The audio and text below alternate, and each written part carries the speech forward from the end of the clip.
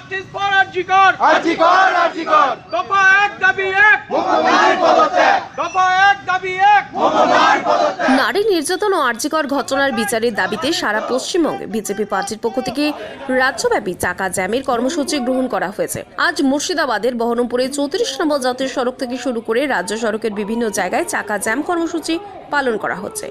এদিনের এই চাকা জ্যাম কর্মসূচিতে অংশগ্রহণ করেন বহরমপুরের বিজেপি বিধায়ক সুব্রত মৈত্র। এছাড়া উপস্থিত ছিলেন দক্ষিণ মুর্শিদাবাদ সাংগঠনিক জেলা বিজেপি সভাপতি শাখারাব সরকার, এছাড়াও একাধিক বিজেপি নেতৃত্ব। বেশ কিছুক্ষণ চলে এই পথ অবরোধ। সন্দীপ ঘোষের র্যাকেট তো আমার বহরমপুর মেডিকেল কলেজেই বিদ্যমান।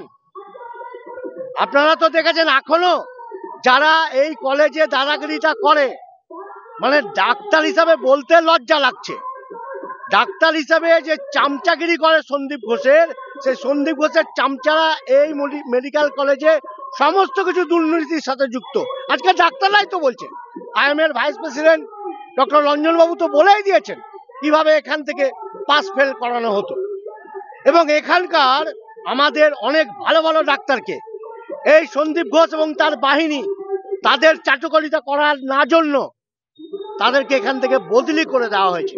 আমার কথা হচ্ছে যে মুখ্যমন্ত্রী স্বাস্থ্য প্রশাসনের প্রথম, পুলিশ প্রশাসনের প্রথম, সরকারের প্রথম, তাহলে উনি কি এগুলো কিছুই জানতেন না?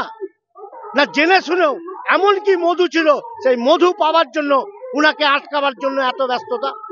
আরজিকরে যেভাবে একজন ডাক্তার একটা সরকারি কম্পাউন্ডের মধ্যে, সরকারি প্রিমিসেসের ভিতর, অর্থাৎ আরজিকর হসপিটালে একজন ডাক্তারকে যেভাবে গণধর্ষণ করে যেভাবে খুন করেছে, সেটা আজ আর কলকাতা বা পশ্চিমবাংলার বিষয় নয়।